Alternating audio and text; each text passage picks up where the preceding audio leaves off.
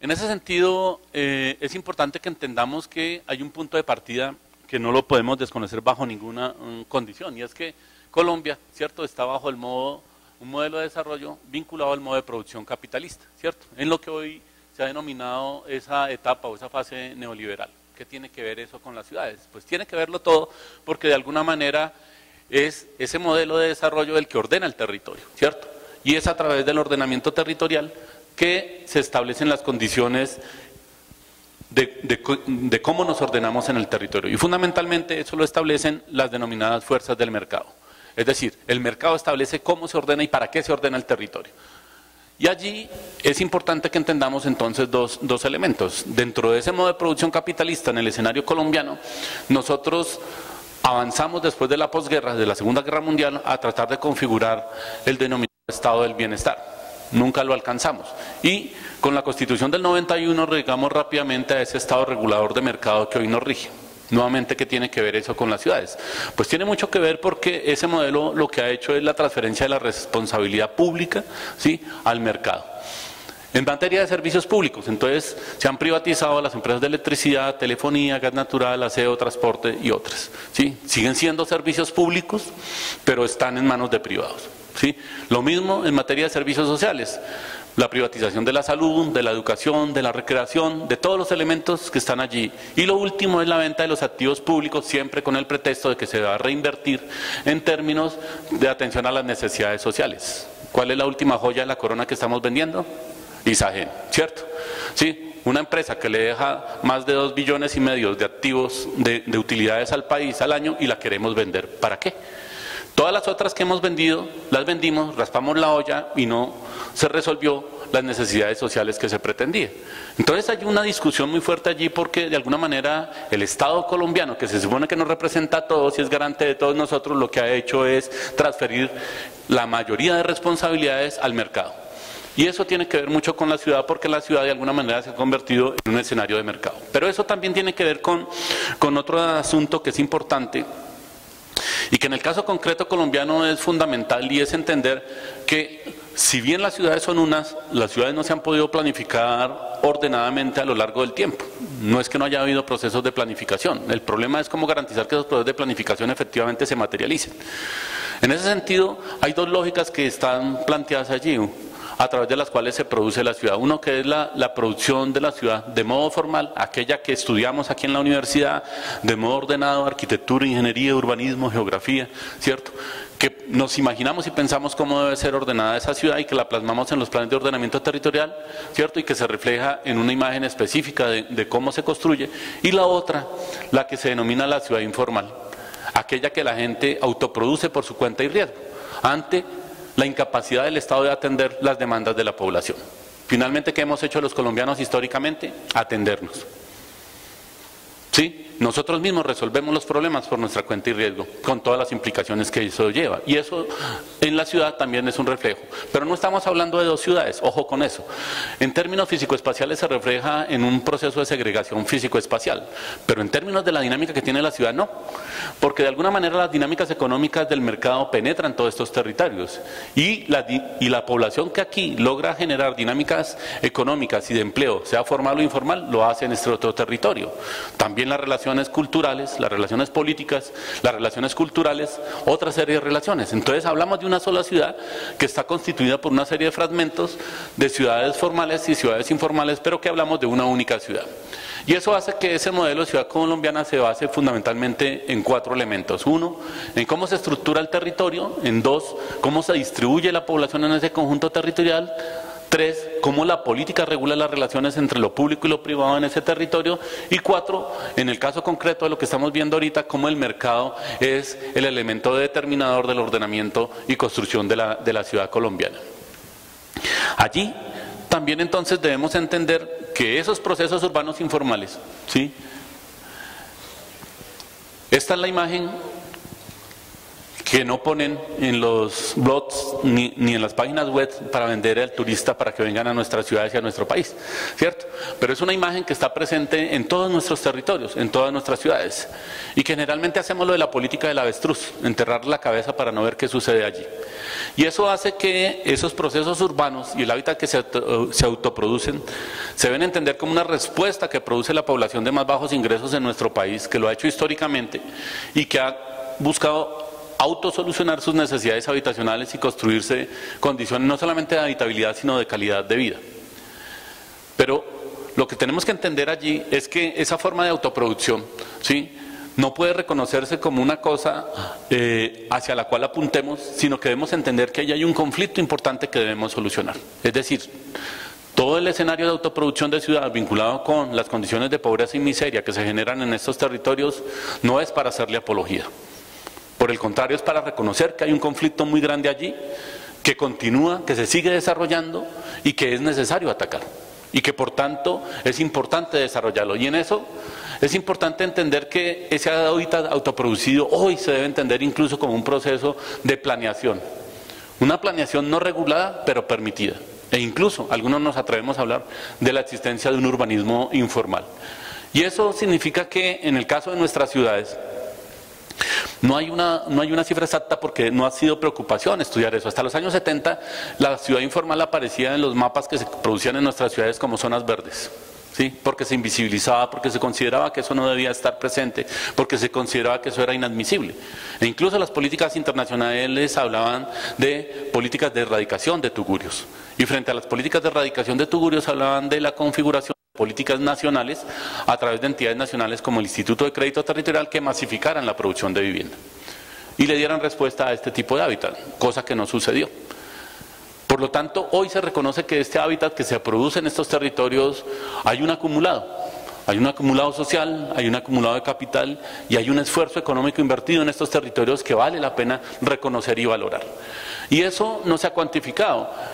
El DNP reconocía que más o menos para el año 2005 el 25% del territorio construido en nuestras ciudades había sido desarrollado bajo este tipo de práctica de producción de ciudad informal. Sin embargo, en algunas ciudades es más, en otras es menos. Hay ciudades en donde puede alcanzar perfectamente el 60-70% de ese hábitat autoproducido. Pero además, un elemento importante que hay que tener en cuenta es que las mayores densidades poblacionales no están en las zonas donde se produce la ciudad formal, no están en aquellos territorios en donde efectivamente se producen las mayores aglomeraciones de edificaciones, sino están en estos territorios donde en cada una de estas viviendas viven 2, 3, 4 hogares y por lo tanto los niveles de hacinamiento y aglomeración son mucho mayores. Bien. A partir de ahí quiero hacer una referencia muy rápida al contexto colombiano desde los años 90. ¿Por qué desde los años 90? Porque como señalaba anteriormente, para mí hay un punto de inflexión allí. Esa búsqueda del estado del bienestar, que no lo alcanzamos y que pasamos rápidamente a ese estado regulador de mercado, se quiebra en los años 90. Y se quiebra en los años 90 con la configuración de la nueva Constitución, ¿cierto? A través de la Asamblea Constituyente. Porque la Asamblea Constituyente no solamente generó una nueva Carta Constitucional, sino generó un cambio total en el modelo de cómo nos ordenamos y cómo nos relacionamos en Colombia. Cambió el modelo de desarrollo en todos sus órdenes. Y eso lo debemos entender para ver las implicaciones que tiene que ver en el escenario urbano. Y allí un primer elemento que no podemos perder de vista, y es que los colombianos tenemos una memoria corta, ¿cierto? Quiero leer este párrafo que es del profesor Leopoldo Múnera, profesor de aquí de la universidad, sobre la violencia política y el conflicto social y armado interno. Él dice: después de la independencia, 1810-1819, hasta la constitución del Frente Nacional, y como consecuencia de la polarización entre el liberalismo y el conservatismo, la violencia entró a formar parte de la política colombiana. Gonzalo Sánchez, también profesor de acá, recuerda que en el siglo XIX, después de 14 años de guerra de independencia, surgieron 8 guerras civiles generales, 14 locales, 2 guerras internacionales con Ecuador y 3 golpes de cuartel. Y en el siglo XX, numerosos levantamientos locales, una guerra con el Perú y la violencia de las décadas del 40 y del 50. Los partidos tradicionales, llevados por su vocación bélica, la convirtieron en práctica social. No obstante, reemplazaron el término de guerra con el de violencia e incluyeron dentro del juego político la búsqueda permanente del reconocimiento social para realizar una gran diversidad de acciones armadas. Hasta mediados de los años 60, el ejército, la policía, las bandas paramilitares y las guerrillas fueron integradas al conflicto bipartidista.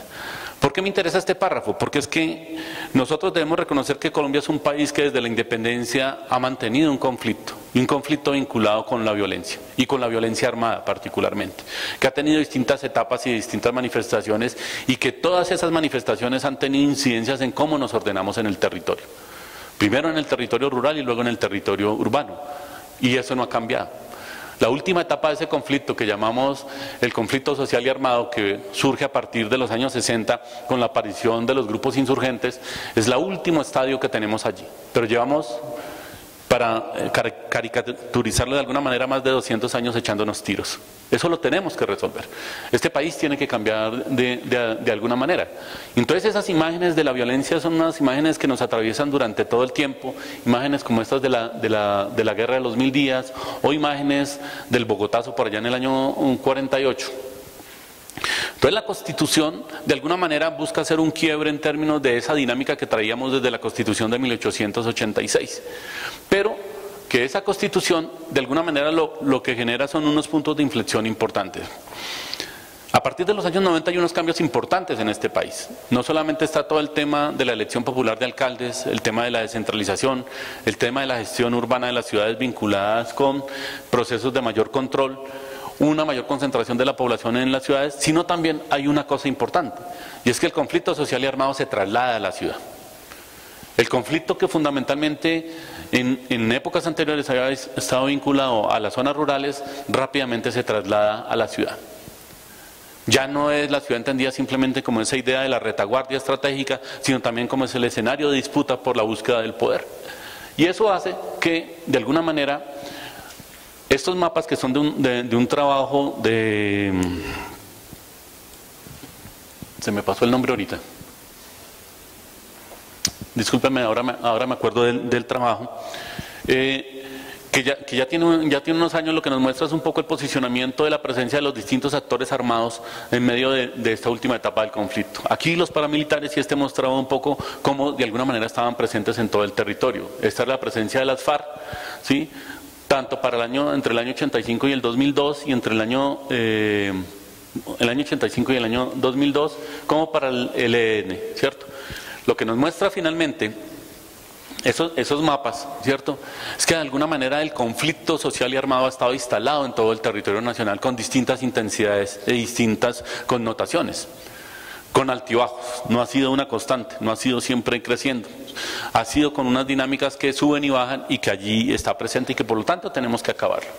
Y en ese sentido, permítame mirar estos mapas, ¿sí?, que muestran la intensidad de la confrontación armada. La fuente de datos es procesado y referenciado por el Observatorio del Programa Presidencial de Derechos Humanos y Derecho Internacional Humanitario de la Vicepresidencia de la República. Les van a pasar rápidamente, es una secuencia de mapas año a año que muestran dónde están los focos de conflicto, ¿sí?, desde el año 98. Lo que va haciendo de color rojo, ¿cierto?, muestra dónde, los mapas lo que muestran fundamentalmente es dónde hay la concentración de mayores acciones, ¿sí?, bélicas en este país, indistintamente de los actores armados, ¿sí? Y miren lo que va pasando en este país, ¿sí? 89, 99, 2000, 2001, 2002, 2003, 2004, 2005, 2006, 2007, 2008, 2009, 2010, 2011, creo que hasta ahí está, ¿sí? Si ven, hay momentos de desescalamiento y hay momentos de intensificación, ¿sí? Pero lo que muestra y lo que quiero reforzar con esos mapas es que el conflicto ha estado presente en todo el territorio nacional. No hay territorio que esté ajeno al conflicto. Hay territorios mucho más afectados, evidentemente, pero no hay territorio que no esté afectado. Incluso estos mapas, que son de los años 90, de otro trabajo del profesor Reyes, lo que nos muestran es un poco aquellos territorios en donde había pérdida de población rural. En ese momento había un auge muy fuerte del narcotráfico, y cómo esos terrenos que iban siendo despojados a la población rural eran reapropiados y se generaban procesos de reterritorialización, ¿sí?, de los actores vinculados con el narcotráfico. Se nos señaló que se habían desaparecido a partir del proceso de negociación los grupos paramilitares, pero en este trabajo, que es un trabajo de hace unos 2 años también, de la Fundación Arcoiris, lo que nos muestra la presencia de lo que ahora se denominan las llamadas bandas emergentes, las águilas negras, ¿cierto? ¿Sí? La coincidencia con una serie de cultivos, la presencia de otras organizaciones como la de Don Mario, los carteles del narcotráfico, y fundamentalmente este mapa que nos muestra que la presencia de este actor armado, ¿sí?, no ha desaparecido y hoy sigue estando presente en nuestros territorios. Este actor es fundamental que lo entendamos, porque en términos de los llamados procesos de posconflicto o procesos de paz va a jugar un papel determinante. Se supone que es un actor que ya no existe, se supone que es un actor que ya desapareció, pero que en teoría está allí en los territorios, y está en los territorios urbanos, ¿cierto? ¿Por qué digo que es importante? Porque cuando uno mira y revisa los procesos centroamericanos, El Salvador, Guatemala, Nicaragua, ¿sí?, uno lo que encuentra es que fundamentalmente cuando desaparecen los actores armados vinculados con la insurgencia, aparecen otra serie de actores que reapropian y controlan el territorio, ¿cierto? Todos hemos oído hablar de la Mara Salvatrucha, ¿cierto? Un proceso en el cual, ¿sí?, actores armados vinculados a bandas criminales controlan hoy el territorio. Y hoy uno encuentra en territorios del Salvador, Nicaragua y Guatemala que la gente genera procesos de autodefensa y mecanismos de autoprotección a través de declararse procesos de autoqueda. La gente a las 8 de la noche ya no está en las calles. Y eso ya está pasando aquí en nuestros territorios. Eso no es una cosa de allá, es un proceso que también está aquí presente. Nosotros tenemos territorios aquí en Ciudad Bolívar, en Medellín, en Cúcuta, en Barranca, en varios territorios en donde se declaran estas organizaciones, bandas emergentes, toques de queda. ¿Sí? Pero hacemos lo mismo, enterramos la cabeza como el avestruz para no ver qué pasa alrededor y nos hacemos los locos con una situación que cada día cobra más fuerza, porque cada vez se vuelve mucho más de detalle, mucho más de minucia, mucho más de control. Y eso hace que, si a eso le sumamos que ya en este momento el problema fundamental y la mayor captura de riqueza no está en términos del narcotráfico, sino está en términos de lo que significa, ¿sí?, los procesos minero extractivos, ¿cierto? Los procesos minero extractivos lo que están haciendo es llenar de huecos todo este país, ¿cierto? Un discurso de la biodiversidad, un discurso de la sostenibilidad, un discurso con relación al cambio climático, pero una afectación absolutamente agudizada de lo que significa la explotación de los recursos mineros energéticos de este país sin que nos dejen mayores dividendos, ¿sí? No tiene sentido que nosotros compremos petróleo y gasolina a nivel internacional exportando 1 millón de galones de barriles de petróleo prácticamente al día. Dejémoslos quieticos allá. Igual vamos a seguir importando petróleo y gasolina a precio internacional. ¿Cuál es la diferencia? ¿Qué nos representa? Para nosotros nada. Para los grandes capitales y las fuerzas del mercado que ordenan en el territorio nacional e internacional sí representan mucho. Pero lo que quiero también señalar acá, y ya lo decía, es que el conflicto social y armado se trasladó a las ciudades. Y quizás el caso más evidente tiene que ver con lo que se llamó la Operación Orión, ¿sí?, en el año 2002 en la Comuna 13 de Medellín. ¿Recuerdan ustedes una operación de las fuerzas del Estado para recuperar esa comuna del control de los actores armados, en ese momento milicias vinculadas con la insurgencia? Un ejercicio sumamente complejo que además lo vimos en vivo y en directo a través de la televisión. Y esto es del año pasado, ¿sí?, en el corregimiento, perdón, del año 2013, en el corregimiento San Cristóbal, en Medellín, donde ya no están presentes estas milicias vinculadas con la insurgencia, sino están presentes son los actores vinculados con las bandas criminales. Y entonces las bandas criminales ordenan, ¿sí?, a 40 familias salir de sus casas, de allá. Estamos en Medellín, ¿sí?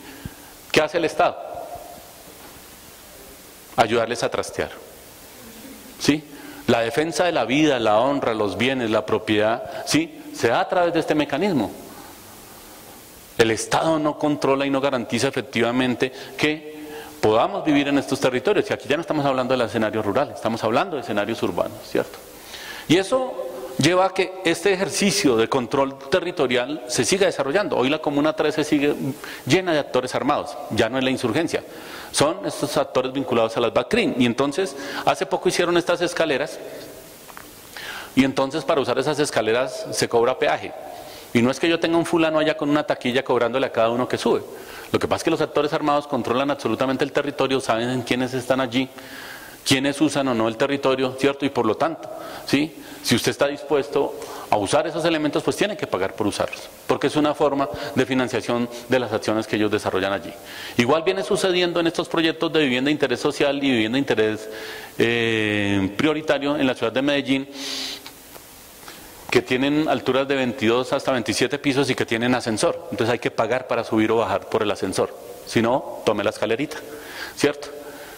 Entonces, para una familia de bajos ingresos, pagar 1.000, 2.000 pesos por usar esas cosas, pues es un capital que es importante. Pero además lo que significa el hecho de tener que pagar por ese tipo de acciones. Entonces, es necesario que entendamos que el conflicto social y armado no termina con un proceso de negociación en La Habana y que se pueda desarrollar en otro escenario como posiblemente sea Montevideo, sino que el conflicto social y armado termina cuando efectivamente logremos transformar las condiciones estructurales que generan la pobreza, la miseria y las condiciones de inequidad en nuestros territorios. Colombia es un país muy rico, pero no se distribuye esa riqueza de una manera que nos permita garantizar que todos los colombianos tengan unas mejores condiciones de vida y dignidad. Permítanme entonces en esta parte que hagamos una mirada muy rápida sobre lo que son algunas problemáticas urbanas actuales. Y lo quiero plantear porque de alguna manera nosotros siempre tenemos un imaginario en el cual asumimos que casi siempre nos imaginamos los escenarios como una foto estática, como una foto que nos refleja un momento y pensamos que ese momento continúa. El territorio no es así, el territorio es absolutamente dinámico, es constante, es cambiante y todos los días va evolucionando, lo mismo lo va haciendo la ciudad. Y en ese sentido es importante que entendamos cuáles son parte de esas nuevas dinámicas que se están desarrollando allí. Algunas que vienen de tiempo atrás o que se van transformando con el tiempo, pero que problematizan el escenario urbano. Entonces, lo primero es que el hecho de la mayor aglomeración en nuestras ciudades hace que de alguna manera nosotros hoy tengamos situaciones vinculadas con todo el tema de riesgo y vulnerabilidad. Estas fotos son del terremoto en el eje cafetero hace algunos años, y allí lo que se cayó no fue solamente la vivienda que se autoprodujo por vía de esa ciudad informal, sino también la que estaba producida formalmente, ¿sí? Esto es Manizales, ¿sí?, en el 2011 creo. El barrio Cervantes, ¿sí?, donde en pendientes que técnicamente son inviables para desarrollar procesos de urbanización, se desarrollaron viviendas allí y generan procesos dramáticos.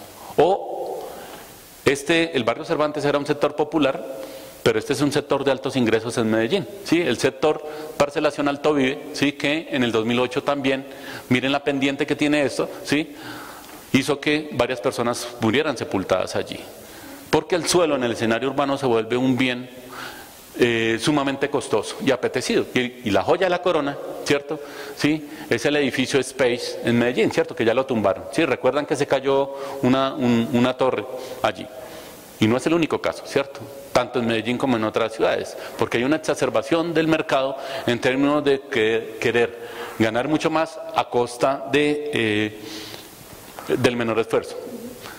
¿Recuerdan ustedes aquí, o lo oyeron nombrar aquí al ingeniero que hizo el cálculo de esto? Lo llamaban el ingeniero del 30%, ¿sí?, porque él vendía sus estudios sobre la base de que llevaba los cálculos estructurales al límite, ¿sí?, y al llevarlos al límite eso significaba que efectivamente le permitía bajar en un 30% los costos totales de la construcción, ¿sí? Al hacerlo de esa manera, ¿cierto?, el problema era si fallaba alguno de esos elementos, como efectivamente sucedió aquí, colapsaba todo el edificio. El problema es que no es el único edificio que tiene esa condición. El agua que retorna a su cauce, ¿cierto?, nosotros no hacemos proceso de ordenamiento territorial, nosotros hacemos procesos de desorden territorial, ¿cierto? El territorio está ordenado, Los que lo desordenamos somos nosotros. Y por eso el agua, en sus momentos históricos, sí, retorna necesariamente. Pero además hoy vienen sucediendo una serie de fenómenos importantes, porque es que hasta hace unos años, fundamentalmente lo que se informaba, lo que se inundaban eran los territorios autoproducidos, ¿cierto? Estas imágenes corresponden aquí en Bogotá a una zona muy próxima a Ciudad Bolívar, que se llama Tunjuelito, una zona que todos los años en la época de lluvia se inundaba, ¿cierto? Ahí se hizo una represa que se llama Cantarrana, que hoy evita que eso se inunde. Pero miren, esta inundación en 2010 son viviendas producidas formalmente, ¿sí? Sí, esto es en Chía, ¿sí? Ya no es solamente la población de bajos ingresos, sino son viviendas producidas bajo la lógica de esa ciudad formal. Ya no importa dónde se localizan, porque lo que hay detrás de todo esto son una serie de negocios importantes y se desarrollan allí, ¿cierto? Y lo que acaba de suceder, ¿cierto?, en el municipio de Salgar, ¿sí?, donde a pesar de saber que habían esos problemas, a pesar de entender que había una serie de dificultades vinculadas con los problemas de riesgo por represamiento, pues se produce esta serie de desastres. Y Salgar es uno de los 1.114 municipios que todos tienen problemas de riesgo, ¿sí? El año antepasado se saca en este país una ley que obliga a que todos los municipios hagan lo que se llaman planes de manejo y gestión del riesgo. Y si no se hacen los planes de manejo y gestión del riesgo, no se pueden hacer planes de ordenamiento territorial. Pero para hacer planes de manejo y gestión del riesgo tengo que hacer estudios técnicos que valen un cojonal de plata. Y entonces el gobierno nacional manda a los municipios a que hagan los estudios, dicta leyes, pero no pone los recursos. Y la mayoría de municipios no tienen los recursos. Generalmente el secretario de planeación de los municipios es un personaje que hace todo y que lo que fundamentalmente maneja es la maquinaria, ¿sí? Entonces pretender que los municipios hagan ordenamiento territorial, prevengan el riesgo, relocalicen su población y hagan procesos adecuados de asentamientos no es claro en este país. El fuego también atenta contra la vida. Esto es un barrio en Medellín que se llamaba La Mano de Dios. En una hora se quemaron 45 viviendas. Y lo que queda después de eso es simplemente las cenizas, el acumulado de esta población que estaba tratando de configurar su hábitat. Pero eso sucede todos los días en la cotidianidad, ¿cierto? Esto es el Jarillón, ¿sí?, en Cali, ¿sí? O esto es más reciente, ¿sí?, en el año 2014 el barrio Santa Fe en Buenaventura, ¿sí? Se nos ha dicho que las ciudades nuestras son ciudades que de alguna manera han venido envejeciendo, sobre todo los centros históricos y las zonas centrales de la ciudad, y que por lo tanto hay que adelantar procesos de renovación urbana. Pero la renovación urbana se sigue entendiendo fundamentalmente como procesos físico-espaciales. Esto es lo que corresponde a la zona del Cartucho en Bogotá. Recuerdan ustedes hace unos años, para construir lo que se llamaba el Parque Tercer Milenio, ¿sí? Hay un proceso de compra de predios, de sustitución de ese territorio para desarrollar este parque. ¿Sí? El Parque Tercer Milenio, parque que de alguna manera empieza a afectar todas estas viviendas, el barrio San Bernardo, ¿sí?, la carrera 10ª, aquí la avenida Caracas, y que en teoría recupera un sector para la ciudad. Sin embargo, el problema de fondo que estaba allí, que eran 5.000 habitantes de calle, no se resolvió, no se atendió, y los habitantes de calle se trasladaron al Bronx, ¿cierto?, a la L, a Cinco Huecos y a otra serie de lugares en Bogotá, ¿cierto? Y entonces el Estado en su legítima capacidad vuelve y recupera el Bronx, ¿cierto? Y desaloja a los habitantes de calle allá. Hoy están localizados en el barrio San Bernardo, ¿sí? Bueno, también encontraron cositas de estas, ¿cierto? ¿Sí?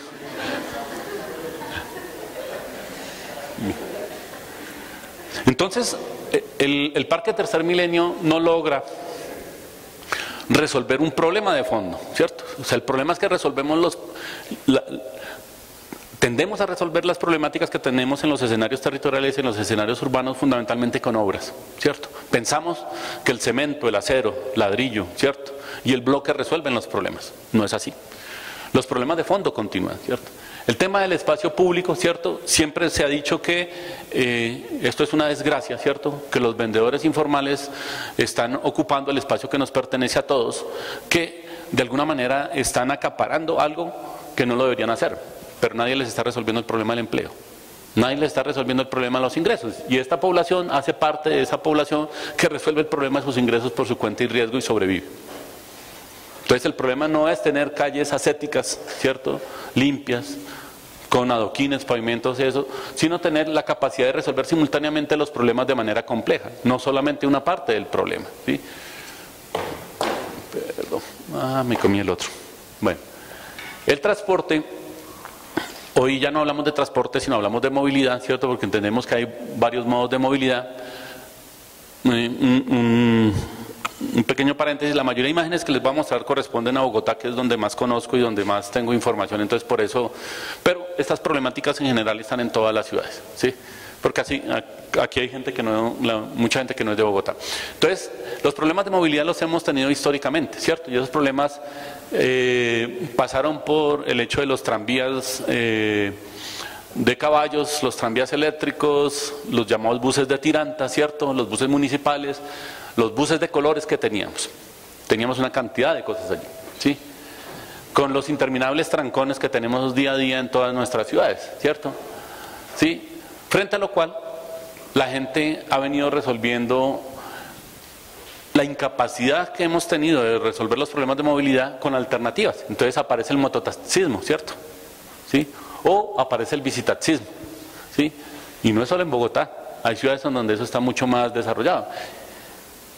¿Sí? Nos ofrecieron esta imagen para la ciudad, que es la imagen coherente y que en teoría es hábil, ¿cierto? Es decir, carriles exclusivos para movilizar al 80% de la población, ¿cierto? En sistemas de movilidad pública, ¿sí? Y el resto, los que tienen el carro privado, pues de alguna manera jamás ningún país y ninguna ciudad ha logrado que la tasa de crecimiento de los automóviles vaya al mismo ritmo de la tasa de crecimiento, ¿sí?, de las vías. Eso nunca se podrá resolver.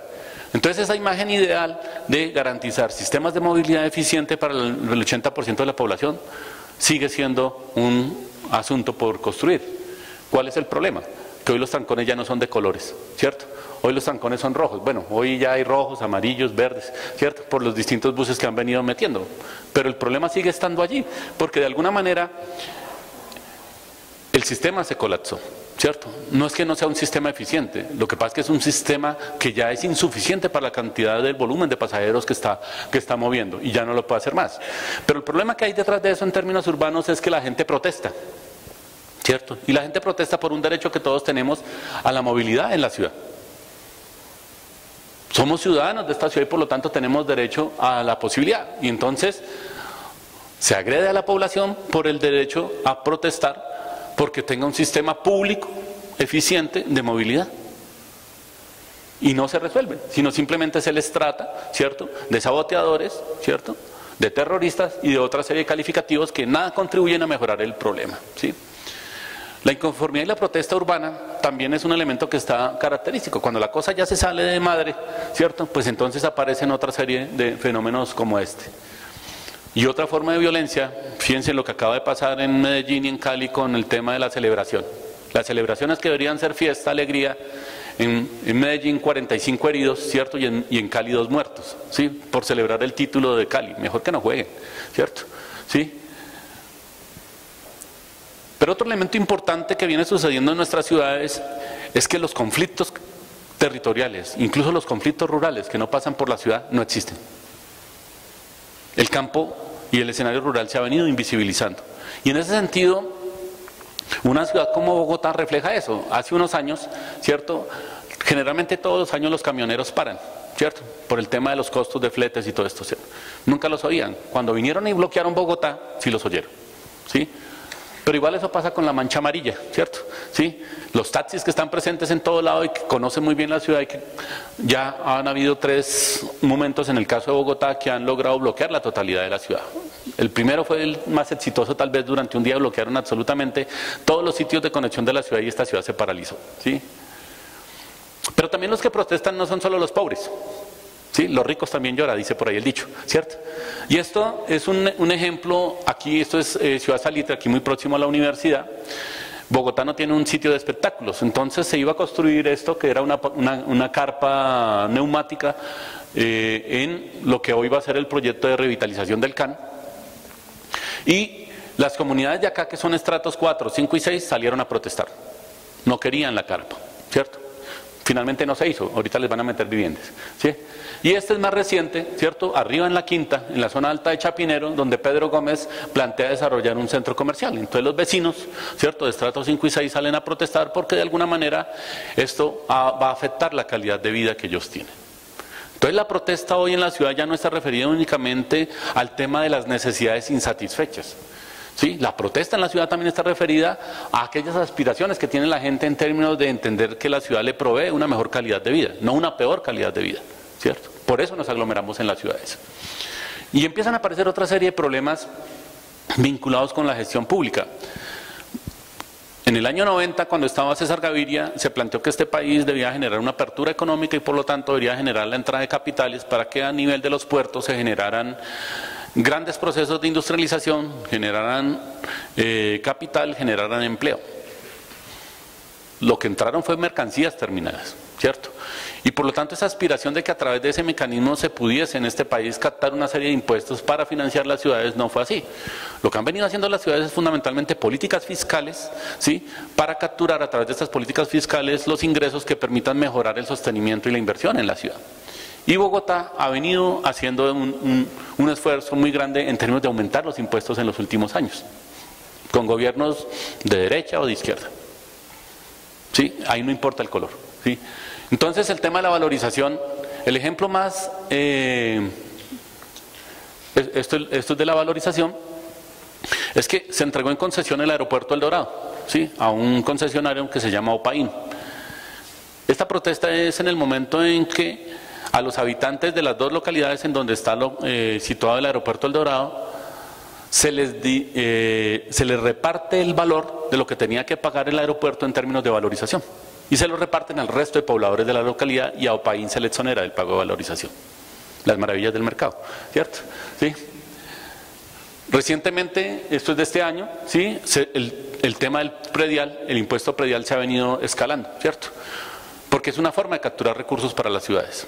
Entonces hay un esfuerzo por hacer un proceso de actualización catastral importante, no hay predio que no esté catastrado, pero además el impuesto predial se captura sobre la base del valor del 80% que se estima del precio, ¿sí?, del inmueble comercial. Y se asume que todos los inmuebles suben al mismo tiempo y que todos suben al tiempo en la ciudad, cosa que tampoco es cierta. Otras movilizaciones ya mucho más específicas, como el tema de los sectores que promueven el no uso de animales para la fiesta brava, ¿cierto? O acciones como las de la empresa de renovación urbana Virgilio Barco, que plantea el tema de la renovación del CAN, pero que también plantea la inserción, ¿cierto?, del proyecto Nuevos Ministerios a través de un plan parcial en el centro de Bogotá, pasando por encima de la población de allí. Y entonces toman una serie de decisiones, ¿cierto?, y la gente se organiza, ¿cierto? Y la gente se organiza en torno a un movimiento que se llama El Centro No Se Vende, se defiende, ¿sí?, que vienen discutiendo por qué, si ellos llevan más de 80 años viviendo allí, de un momento a otro toman decisiones sin ellos, ¿sí? Simplemente se les plantea que tienen que alojar sus predios para que se instalen allí los nuevos ministerios que van a salir de aquí del CAN. Decisiones que pueden ser importantes, pero que de alguna manera no son consensuadas, sino son impuestas en el territorio. Igual, volvimos a la época de las demoliciones, ¿sí? Y los problemas por la vivienda pues no desaparecen. ¿Recuerdan ustedes las famosas pirámides? Los problemas de las pirámides se presentaron fundamentalmente en lo que antes llamábamos los territorios nacionales, pero igual, la gente vino a Bogotá a protestar, ¿cierto? Y aquí en la universidad, pues lo más interesante, ¿cierto?, la ley 30. Creamos la MANE, se hizo todo este proceso y seguimos jodidos, ¿cierto? Porque de alguna manera lo que tenía que hacer la MANE no lo hizo, ¿sí? Y entonces nos han venido metiendo gradualmente las reformas a la ley 30, ¿cierto? No nos las metieron en paquete, nos las están metiendo en píldoras, ¿cierto? Y seguimos con un proceso de privatización y profundización, ¿sí?, de la educación superior. Con un elemento importante, y es que frente al tema de la educación pública superior de calidad, no son solamente los estudiantes de la universidad, sino son distintos sectores de la población que se salen a manifestar, ¿cierto? Y eso representa una posibilidad y una oportunidad de entender cómo alguna serie de elementos y necesidades de la sociedad sí recogen efectivamente el sentir del conjunto de la sociedad. Discusiones frente al tema de los planes de ordenamiento territorial, hoy en boga en todo el país, revisiones, reformas, revisiones, nuevas formulaciones, ¿sí? Donde se juegan todos los intereses del capital. Yo me atrevo a afirmar que no hay ni un solo plan de ordenamiento territorial en este país que se haya hecho, que se haya cumplido. Y ya los estamos cambiando todos, ¿sí? Porque de alguna manera lo que han hecho los planes de ordenamiento territorial es fundamentalmente acomodarse a los planes de gobierno de cada administración de turno. Y eso lo que ha significado es que de alguna manera el ordenamiento se concibe en función de los intereses de esas fuerzas del mercado. Y no hay ciudad en donde no esté pasando eso, ¿sí? En Cali tenemos el proyecto de Ciudad Paraíso, ¿cierto? Y si pasamos por cada una de las ciudades podemos revisar efectivamente qué está pasando allí en términos de ese ordenamiento. El tema de la gobernabilidad, ¿cierto? También un problema que se ha presentado en distintas ciudades, si efectivamente aquellos mandatarios que son electos por el voto popular pueden ser desvinculados a través de actos administrativos unipersonales o cómo es el cuento, ¿cierto? El tema de la movilización agraria, los dos paros agrarios que se han dado, que se han manifestado fundamentalmente en el escenario urbano, ¿cierto? Y que lo que han hecho es que de alguna manera el campo resuelva sus problemas en la ciudad, ¿sí? Esto es en torno al aeropuerto El Dorado, un conflicto que sigue allí reciente. Ahorita ese aeropuerto ha sido tan exitoso en términos de las rentas que genera que ya les quedó chiquito, ¿sí? Y entonces, por un lado lo van a ampliar en Madrid y Faca, van a hacer 3 pistas nuevas. Y recuerdan que el aeropuerto en Bogotá está dentro de la ciudad. Y por lo tanto, vivir al lado del aeropuerto es un problema, sobre todo en las horas de la noche, que le esté pasando un avioncito a uno a las 3 de la mañana, pues es como difícil conciliar el sueño, más cuando la casa vibra, ¿cierto? Los ruidos, los sonidos, toda esta serie de cosas, cuando no se le cae algo al avión, ¿cierto?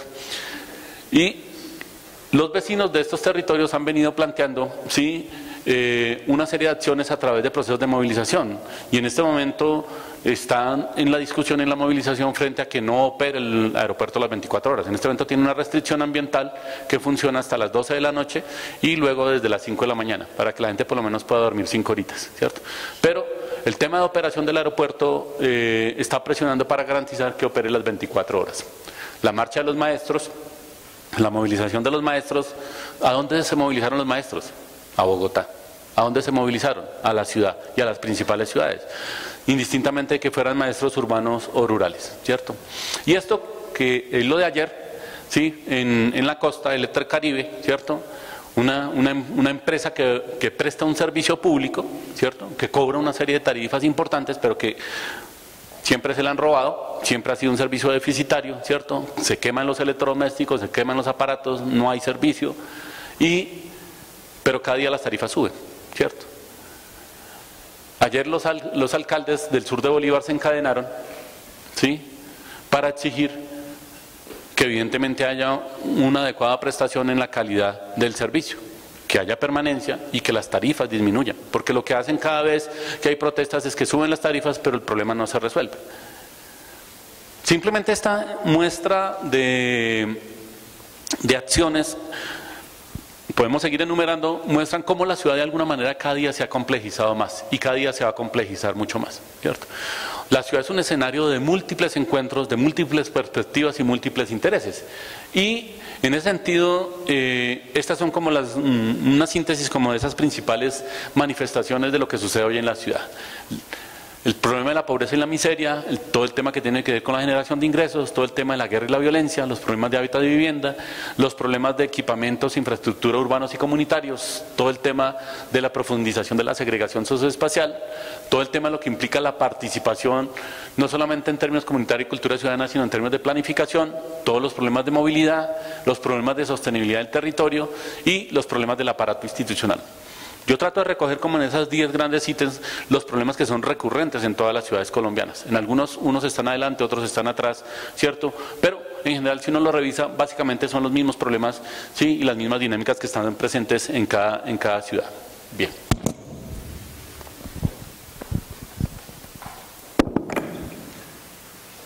Regálenme un minutico.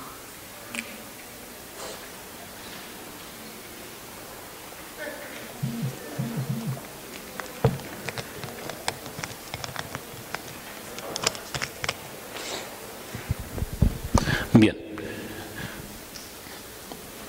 Un aspecto importante por mencionar es que ya lo señalaba anteriormente, en algunos casos la protesta urbana ha estado presente. ¿Por qué es importante señalar la protesta urbana? Porque de alguna manera la ciudad ha estado invisibilizada, que es la tesis que sostengo, ¿sí? O sea, en el gobierno del papá Pastrana, Misael, ¿cierto?, que se plantea el plan de desarrollo de las 4 estrategias, había un personaje muy interesante, un economista venido del Banco Mundial que se quedó acá en Colombia, Lowshin Kerry, que planteó que este país debía hacer un esfuerzo importante por traer la población del campo a la ciudad, pero de manera ordenada, que permitiera generar procesos de planificación ordenada de la ciudad y por lo tanto también ordenar los procesos productivos a través de la industrialización del campo. Eso permitiría industrializar campo y ciudad de manera ordenada. Lo que le dijeran era que estaba como loquito, ¿cierto? Que este país iba a seguir siendo un país mayoritariamente rural y que iba a seguir dependiendo de la economía del café. Lo que pasa 4 o 5 décadas después es que efectivamente pasó lo que decía Kerry, pero sin procesos de planificación, ¿sí? Y ni el territorio rural se ordenó, ni el territorio urbano se ordenó. Lo que quiero mostrar con esto es que el tema urbano ha sido importante, pero ha pasado desapercibido. O sea, recordemos en principio abril del 48 con el tema del Bogotazo, ¿cierto? Y cómo se destruye no solamente Bogotá, sino otras ciudades, y cómo a nivel nacional el territorio se reordena, ¿cierto? A partir de procesos de reterritorialización vinculados con los actores armados que están presentes allí, vinculados, ¿sí?, a los partidos tradicionales liberal y conservador, ¿sí? Recordemos cómo lo urbano juega un papel importante en términos de la caída de la dictadura en el año 57, ¿cierto? Y recordemos cómo en el año 77 se desarrolla en este país lo que se llamó el primer paro cívico nacional. Todos ustedes estaban muy jóvenes, ¿sí? Y básicamente, ¿qué era lo que pedía ese paro? Lo primero, estaba en contra del desmonte del subsidio al transporte público. Los estados, el Estado Nacional y los gobiernos locales financiaban parte de la tarifa del servicio público, y en ese entonces se desmonta a través de unos buses que eran verdes, que eran TSS, se llamaban transporte sin subsidio, y empieza todo el desmonte de los subsidios a transporte público. El segundo elemento que se planteaba aquí era por coberturas en términos de servicios públicos domiciliarios. Los servicios públicos domiciliarios eran prestados por las empresas de servicios públicos, ¿cierto?, estatales, pero no lograban garantizar la cobertura de lo que se tenía para las distintas ciudades. Una ciudad como Bogotá, que eran las que mayor cobertura tenía en ese momento, alcanzaba el 80%. Entonces la pelea en ese momento de la gente era por cobertura, ¿cierto? Hoy no peleamos por cobertura, porque hoy en general todas las ciudades tienen casi el 100% de cobertura. Hoy peleamos por tarifa y calidad, ¿sí? Y el tercer elemento que peleaba la gente tenía que ver con el tema de garantizar, ¿sí?, que toda la ciudad estuviese dotada de los suficientes equipamientos, ¿cierto? Un problema que hoy se sigue teniendo en todas nuestras ciudades. La mayoría de equipamientos que tienen nuestras ciudades están concentrados en las zonas centrales.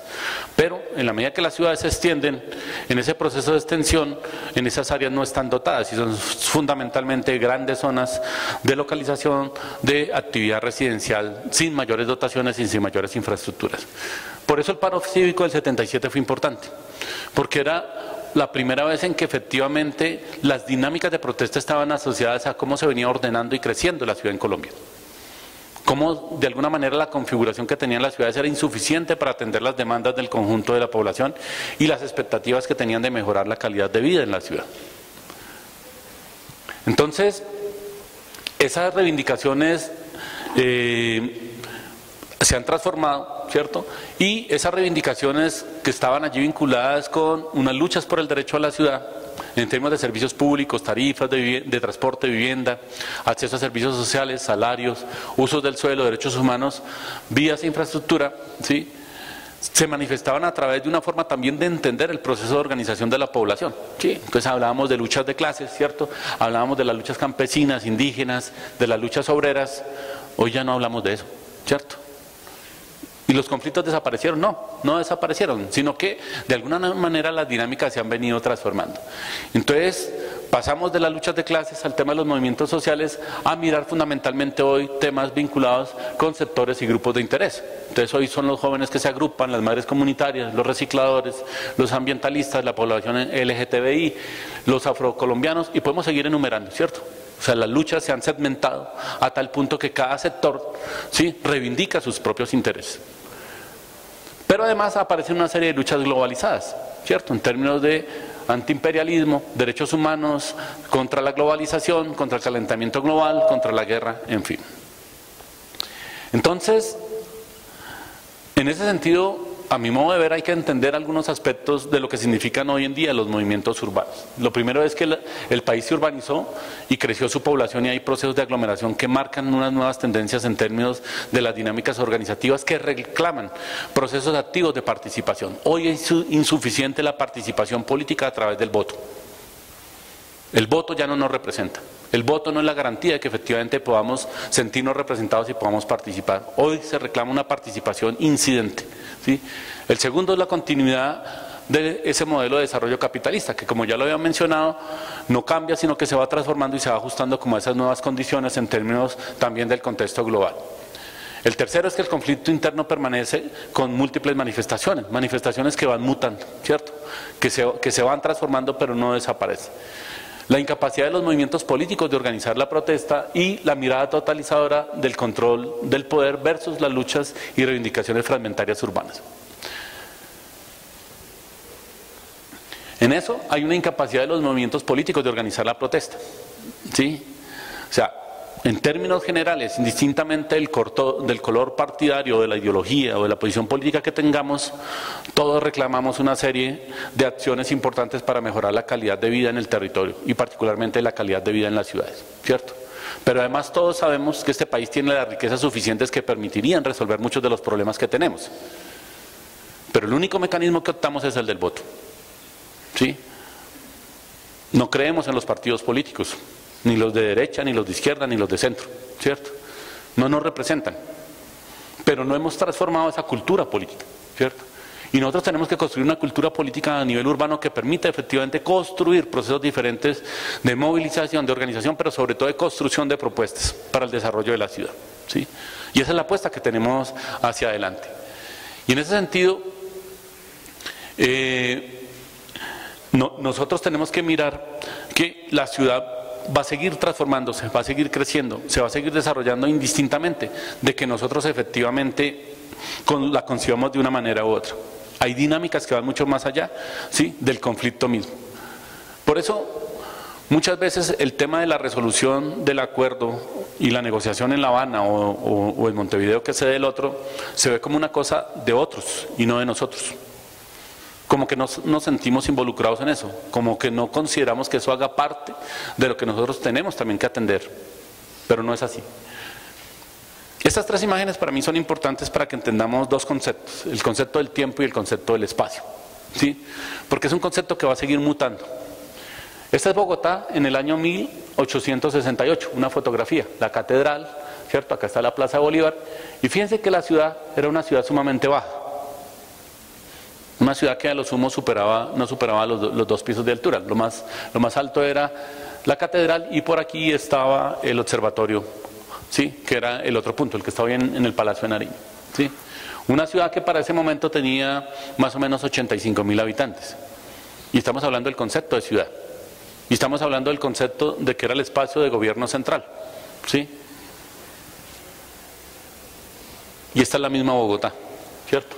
En el año más o menos, esto no alcanza a ver acá, 1949, 1950, que nos muestra una imagen del centro de Bogotá, la avenida Jiménez, hoy el famoso eje ambiental, que fíjense que ya está transformado, ¿cierto?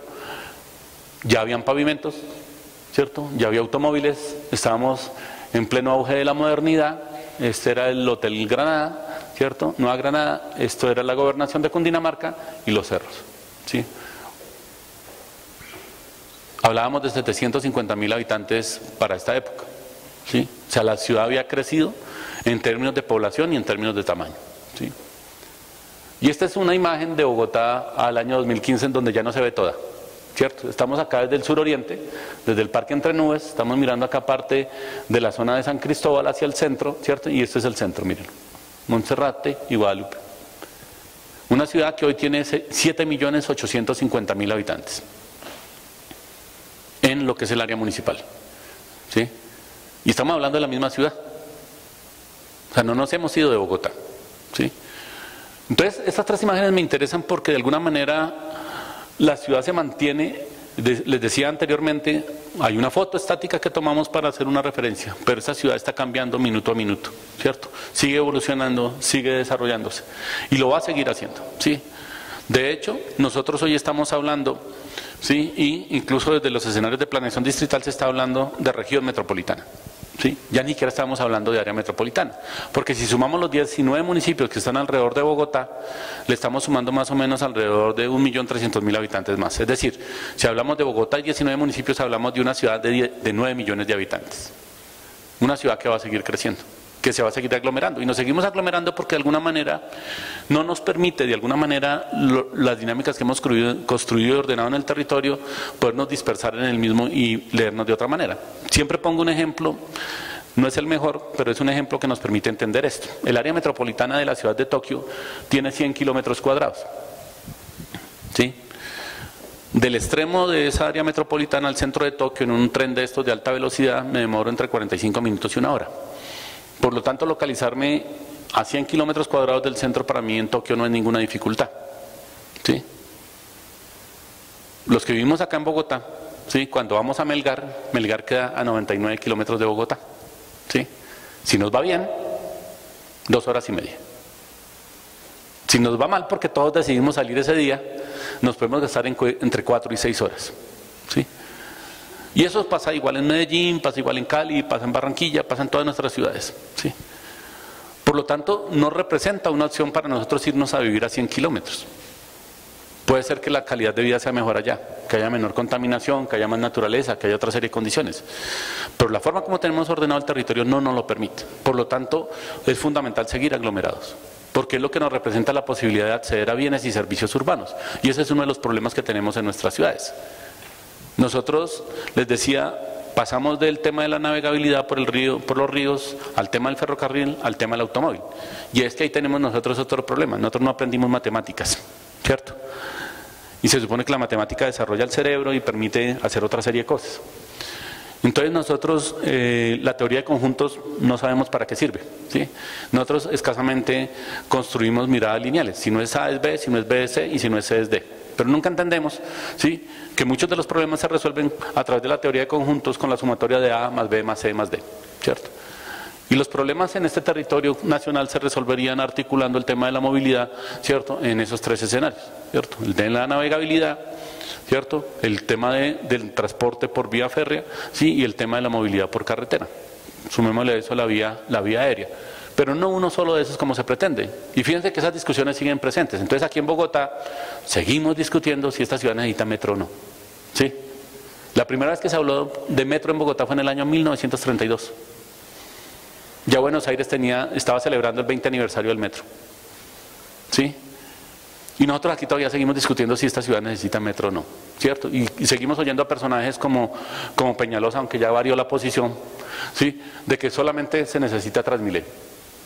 No, esta ciudad necesita metro, Transmilenio, tranvía, cables aéreos, cuanto modo de movilidad podamos resolver para la mayoría de la población. Y es que fíjense que en términos de esas dinámicas de crecimiento y aglomeración, si uno mira estas imágenes de Bogotá, ¿cierto?, y mira las cifras de los censos, uno ve que más o menos cada 20 años Bogotá está creciendo alrededor de 2 millones de habitantes. Es como decir si todo Paisilandia se viniera a vivir a Bogotá, ¿sí? Con un problema, que no hemos resuelto los problemas acumulados que tenemos atrás, ¿sí?, y tenemos ya 2 millones de habitantes nuevos que requieren y demandan bienes y servicios urbanos, ¿sí? Entonces problemas como la pobreza y la miseria en nuestras ciudades continúan, ¿cierto? Cambiamos la forma de leer las estadísticas, cada vez nos sofisticamos más, ¿cierto? ¿Sí? Hoy hablamos de otras formas de leerla, pero lo cierto es que en los territorios la pobreza y la miseria continúan, ¿cierto? Estos datos son de las Naciones Unidas, sí, que hablan de que el año pasado habían 17 millones de personas en Colombia en condición de vulnerabilidad y 15 en situación de pobreza, ¿sí? Más del 35% de la población colombiana. Los problemas de la falta de empleo e informalidad económica, que los hemos mencionado, donde a esta imagen debía ir atrás.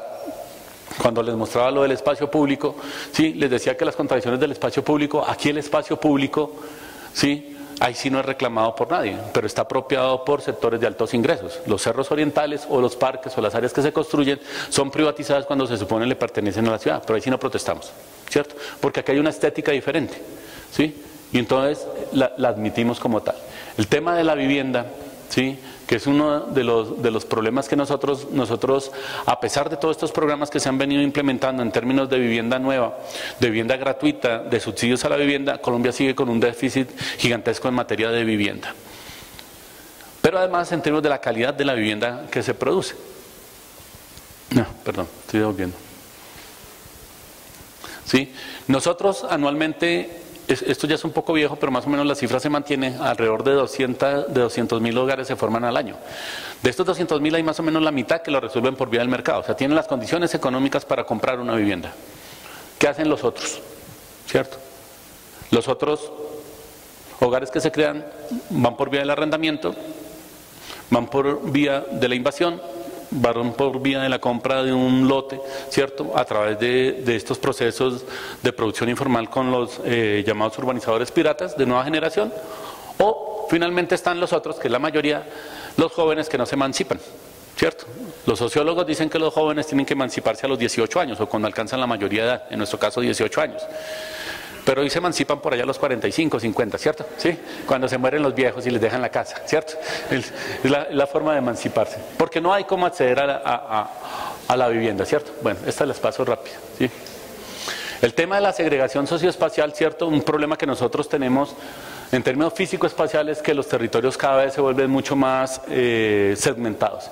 Y esa segmentación además está caracterizada en el caso de Colombia por una condición particular, que es el tema de la estratificación. Nos inventamos esta figura en los años 80 para distribuir los problemas de la riqueza frente a los cobros de las tarifas de servicios públicos. Estratos 1 y 2 eran subsidiados por estratos 5 y 6 que pagaban mucho más, ¿cierto? La política de subsidios se viene eliminando paulatinamente y hoy prácticamente no existen. Hoy la política es cada uno paga lo que consume, ¿sí? Y entonces, pero esta filosofía además se convirtió en un mecanismo, ¿sí?, de calificación para el tema de tarifas e impuestos. Y eso hace que, si antes era importante para la gente subir de goodwill, ¿cierto?, que de alguna manera le permitiera cambiar de estrato porque le representaba una condición de posicionamiento mejor, hoy nadie quiere que le suban el estrato, ¿cierto?, porque le representa la pérdida de subsidios, los que aún perviven, y el aumento de tarifas. Esta es la parte en donde están los estratos 5 y 6 en Bogotá, que es toda la zona de Chapinero Alto, ¿cierto?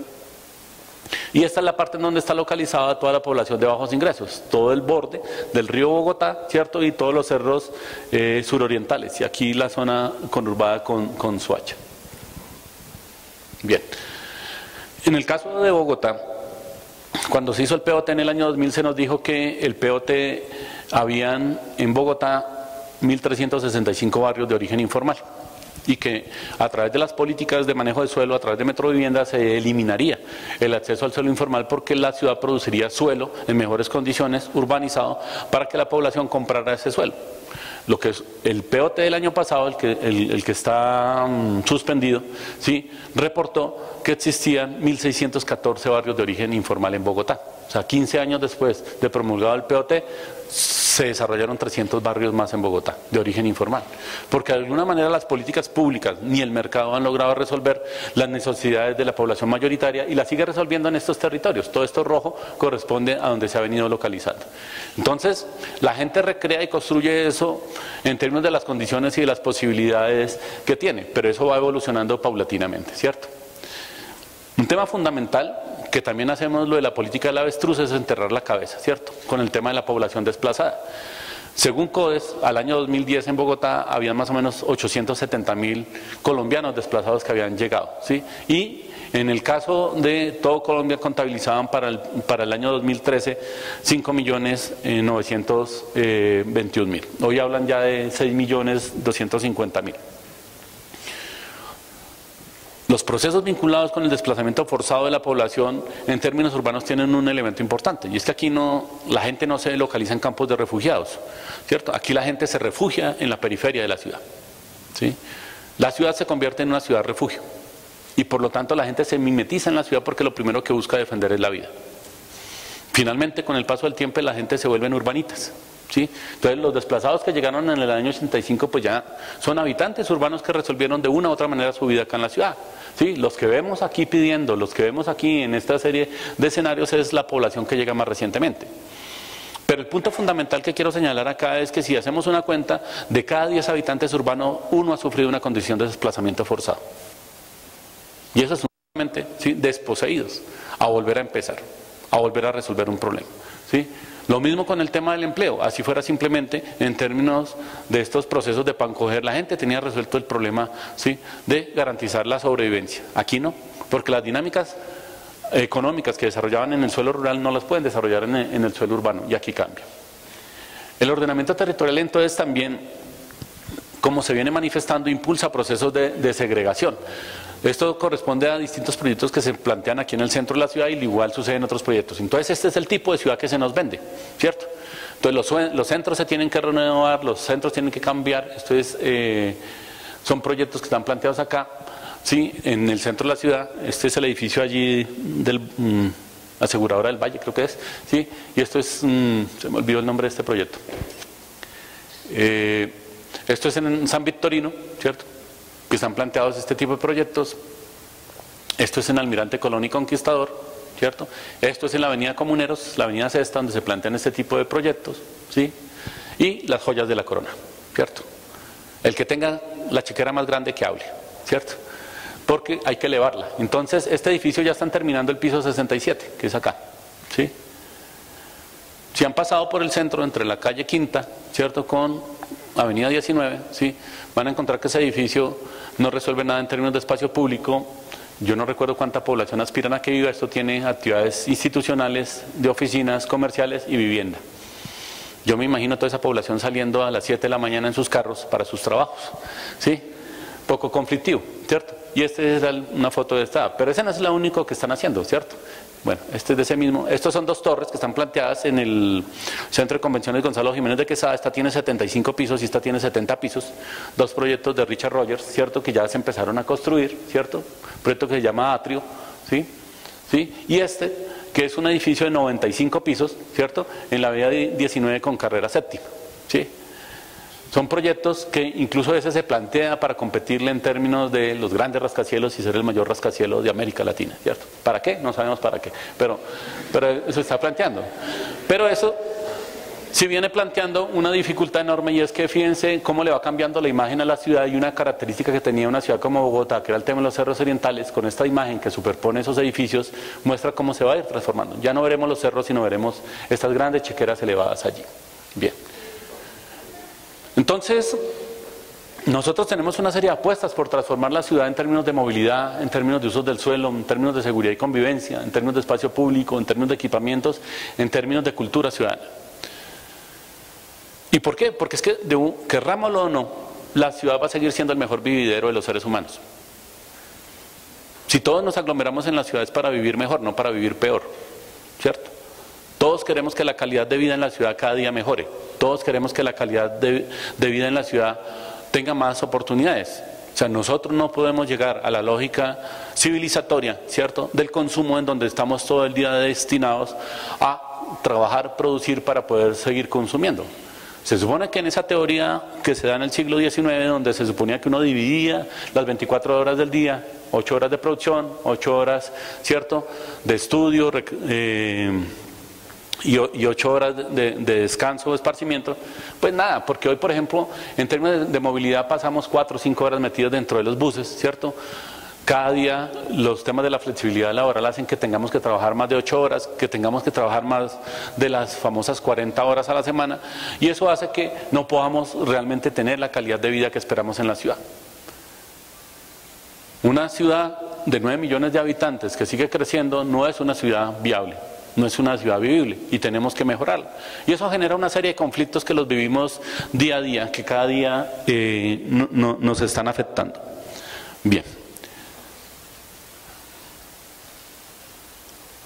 Entonces, en términos de posconflicto, nosotros vamos a tener una serie de problemas vinculados con los fenómenos urbanos, que simplemente les voy a enumerar muy rápidamente. El primero tiene que ver con las prácticas de ordenamiento. En tanto nosotros sigamos construyendo modelos teóricos de ordenamiento, ¿cierto?, en términos urbanos o en términos regionales, ¿sí?, pero que definitivamente no dialoguen con el conjunto de la población que habita y desarrolla sus prácticas en el territorio, vamos a seguir teniendo conflictos en el territorio. No podemos seguir pensando que los técnicos y los expertos son los únicos que tienen el saber para transformar el territorio. Desconocemos que la gente tiene sus saberes y sus prácticas en el territorio. En términos de políticas habitacionales, todas esas prácticas que se hicieron durante más de 50 años por las instancias del Estado, pasamos fundamentalmente a que el sector privado desarrolle las prácticas de producción y promoción de la vivienda, con una serie de situaciones en donde, si ustedes ven, en los años 60 nosotros producíamos viviendas que tenían áreas entre 29, estos son los lotes de esas viviendas, 29 por 10, 11 por 28, ¿cierto? A pasar, nosotros hemos encontrado viviendas en lotes de 3 por 4, ¿cierto? ¿Sí? Y no es mentira, es esta, miren. ¿Sí? Es una casa que en un primer piso tiene esto, tiene una escalera atrás, la cocina, el baño está acá debajo, sube usted la escalera, encuentra un espacio y sube, es este barrio, ¿cierto? Se llama Santa Bárbara Central, ¿cierto? Y esta es la casita, una casa acá de 3 pisos que no tiene patio, tiene esta puerta, tiene estas 3 ventanas, ¿sí? Ahí tenía 2 estudiantes de la maestría de hábitat, ¿sí? Uno no puede estirar el brazo porque se mete en la casa del vecino, ¿cierto? ¿Sí? No hay un espacio ni siquiera suficiente en términos de las viviendas, no tiene patio, no tiene lavadero, ¿cierto? Sí, la gente, este espacio se supone que es sala, comedor, cocina, ¿cierto? ¿Sí? Y mire lo que hay, este realmente era el comedor, ¿cierto? Esta era la habitación, ¿sí? Y esa vivienda es una vivienda que cumple las reglas, ¿sí?, de una vivienda de 36 metros cuadrados, ¿cierto? De vivienda de interés social. Para una familia de 2 personas funciona, pero para familias que hemos encontrado, hogares de 16 personas, resulta bastante complejo, ¿sí?, vivir en ese tipo de situación. El tema de la legalización o la regularización urbanística, les voy a pasar rápidamente unas imágenes que he venido haciendo una secuencia de un proceso de urbanización al sur de Bogotá, en un sector que conurba entre Soacha y Bogotá. A esta zona se llama Ciudad del Sucre y acá se llama Caracolí. Miren cómo crece ese sector. Esto es una laguna que se llama Terreros. 1993, perdón. Esta es la laguna. Miren cómo crece Ciudad del Sucre, cómo crece Caracolí, ¿sí? 2004, 2006. Miren lo que va pasando aquí en los cerros, ¿sí? 2007, 2010, 2013. Esa es la última que tengo. Miren los cerros. De aquí a allá estamos más o menos a unos 4 kilómetros. Entonces son unas canteras a cielo abierto en suelo urbano. Porque dentro de esa lógica de la locomotora minera, también la locomotora minera está en las ciudades. Y entonces todos los procesos de afectación de IRA, ¿cierto?, enfermedad respiratoria aguda, que tiene la población acá es compleja. Pero como ven, ese territorio evoluciona permanentemente. Hoy se me olvidó traer la foto de este año, ¿cierto? Es un territorio que ha seguido creciendo y que se ha seguido transformando. Nuestras ciudades no paran de transformarse, no paran de desarrollarse. ¿Cuál es el problema? Este barrio de origen informal, hoy es un barrio formalizado. Es un barrio que se reconoce legalmente.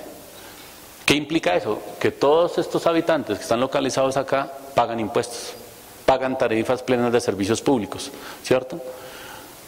Pero en esa aspiración de que legalizaran el barrio, como decían las poblaciones, esperaban que el Estado les llevara servicios públicos, que les llevara espacio público, que les llevara algunos equipamientos, ¿cierto? Y eso no sucedió. Entonces, la empresa de acueducto y energía, la empresa de acueducto les llevó el servicio de agua, la gente tomaba el agua de acá de un tanque alto, ¿sí?, que se regaba, y la empresa de acueducto demandó a esa comunidad por robo continuado de agua durante 15 años. Y hoy la gente en la tarifa paga la tarifa plena más la multa que tienen que pagar. La empresa de teléfonos no llevó el servicio porque no habían los suficientes clientes y entonces le generaba pérdidas, ¿sí? Bien, la última perla de estas tiene que ver, y en estos días se estaba discutiendo el Consejo de Bogotá, es que se estaba impulsando la instalación, como sucede en Medellín, de contadores prepago, ¿sí? Entonces, para que la gente no se robe los servicios, entonces le instalan un contador en donde yo le voy pagando lo que voy consiguiendo. Entonces, tengo para 3.000 pesos de agua, entonces el contador me da 3.000 pesos de agua. Cuando se me acabaron los 3.000 pesos y no tengo más, pues se jodió, ¿cierto? Eso ya viene pasando en Medellín y creo que viene pasando en algunos lugares de la costa con lo del tema de Electricaribe. Entonces se supone que eso que construimos nosotros colectivamente, ¿sí?, que fueron las empresas de servicios públicos para prestar un servicio colectivo, para suplir una necesidad colectiva de nosotros como seres humanos, no se puede mercantilizar, ¿sí? A nosotros se nos tiene que quitar la idea que tenemos que pagar por todo, ¿sí? Una ciudad como Vancouver, en el Canadá, el agua es gratis, Y es gratis en el sentido del servicio que se lleva a las casas. ¿Por qué es gratis? Porque es que ya estamos pagando a través de otros impuestos. Nosotros también estamos pagando impuesto predial, estamos pagando otros impuestos, ya hemos pagado la construcción de las infraestructuras del agua hace mucho tiempo. Pero nos siguen cobrando una serie de elementos con todo esto, y cada vez más privatizado, con tarifas cada vez más altas, con servicios de peor calidad, ¿sí?, sin que se mejoren esas condiciones. El tema del mejoramiento integral de barrios, que es una alternativa, ¿sí?, para el mejoramiento de estos territorios, hoy viene generando procesos de expulsión de la población, porque se encarecen los territorios que se están desarrollando allí. El tema de reasentamiento de la población en suelo vulnerable, el suelo para la promoción del mercado inmobiliario, que este era el modelo que les decía de Metrovivienda, que no funcionó, ¿sí?, donde se desarrollan este tipo de pequeñas viviendas que finalmente la gente termina transformando y que generalmente están localizadas en áreas periféricas de la ciudad. Pero además se vienen presentando procesos de expulsión por vía del mercado. En esto que es la Universidad Manuela Beltrán, está la avenida Circunvalar, la calle 63, aquí habían 4 barrios que desaparecieron, ¿cierto? ¿Cómo desaparecieron? El mercado compró predio a predio, ¿cierto? Entonces la expulsión no es solamente por la vía armada, sino también por la vía del mercado. Entonces la gente vendió viviendas que produjeron ladrillo a ladrillo durante muchos años, que no sabían realmente cuánto valían, cuál era el valor que representaba hoy, y que hoy en día se instalan este tipo de proyectos, ¿cierto? Y eso viene sucediendo también al sur de la ciudad. Este es un barrio que se llama El Motorista, donde la constructora Bolívar compró todos los predios acá y viene desarrollando unos proyectos de vivienda de interés social. Oeste, sí, que aquí habían 2 barrios, en medio de estas 2 torres, ¿cierto? O sea, eran barrios de origen informal, hoy han desarrollado torres, esto era estrato 2, ahora son estratos 5 y 6, ¿sí? Donde lo que compran es suelo. Porque finalmente se tumba todo esto para poder desarrollar. Este es un proceso que se está desarrollando en el barrio Los Olivos, también en la zona de Chapinero Alto. También las ciudades crecen más allá de que existan las normas que digan que el límite municipal este o aquel. Entonces nuestras ciudades van creciendo y Bogotá ya está creciendo por fuera de Bogotá, ¿cierto? Ya les decía, 7.850.000 más 1.300.000 que están alrededor. Y nosotros estamos a puertas de una nueva burbuja inmobiliaria, ¿sí? Claro, los bancos dicen ¿cuál burbuja inmobiliaria? No está pasando nada, ni Camacol, ni la industria de la construcción. Pues claro, ellos no van a cantar lo que les va a suceder. Pero estamos en un fenómeno similar a lo que pasó a finales de los años 90 con el tema del UPAC, ¿cierto? O sea, la gente no está pudiendo poder pagar las cuotas que le corresponden en términos de los créditos hipotecarios, ¿cierto? Y por lo tanto están dejando sus viviendas en dación de pago, ¿sí? Más o menos, para finales de los años 90 se perdieron alrededor de 250.000 viviendas y durante este siglo, ¿cierto? Las cuentas hablan de más o menos entre 100 y 150.000 viviendas que se han venido perdiendo por efectos del no pago de la propiedad. Bien, muy rápidamente con esta parte para terminar porque ya los debo tener aburridos. Entonces, simplemente a partir de todo esto quiero hacer unas reflexiones finales sobre qué es eso de la ciudad, el posacuerdo o el posconflicto y la paz. Lo primero es como recordar que en ese proceso de negociación la ciudad no ha sido tenida en cuenta para nada, ¿sí? Si uno mira lo que fue la discusión en el Caguán, estos eran los 12 puntos fundamentales que estaban planteados allá, estos son las 6 mesas o los 6 puntos temáticos que tiene La Habana. Si ustedes lo leen, como seguramente lo han hecho, van a encontrar que lo urbano no aparece por ningún lado, ¿cierto? O sea, hablamos de lo rural, hablamos de derechos humanos, hablamos de política agraria, recursos naturales, estructura económica, reformas a la justicia, participación política, derechos humanos. Pero la ciudad no aparece, como si la ciudad no fuera un elemento importante en términos de lo que significa este país hacia adelante, ¿sí? Cuando miramos la agenda, que todavía no existe, pero de los elementos que se han venido planteando en términos del ELN, ¿cierto? Aparece algo similar, ¿sí? Entonces los problemas vinculados con el tema minero energético, sobre todo oro y petróleo, el tema de la defensa de los recursos naturales y el ambiente, el tema del impulso a una convención nacional para mirar lo territorial, el tema de las víctimas, conflictos, refrendación y narcotráfico, el tema de los movimientos rurales y campesinos, la ampliación de la democracia y los procesos de participación y la construcción de una agenda política. En ninguno de los 2 casos la ciudad aparece, ¿cierto? Como la ciudad no tuviera una posibilidad. Y en ese sentido, ese proceso de paz implica que en los centros urbanos van a seguir sucediendo una serie de fenómenos. 3 de esos fenómenos que se desarrollan no solamente en ciudades como las nuestras, con o sin negociación, con o sin procesos de paz, tienen que ver con esto. Primero, las ciudades viven procesos caracterizados de confrontación entre los habitantes y el Estado local por el acceso a servicios, el reconocimiento de derechos sociales y políticos y la exigencia de derechos de propiedad urbana.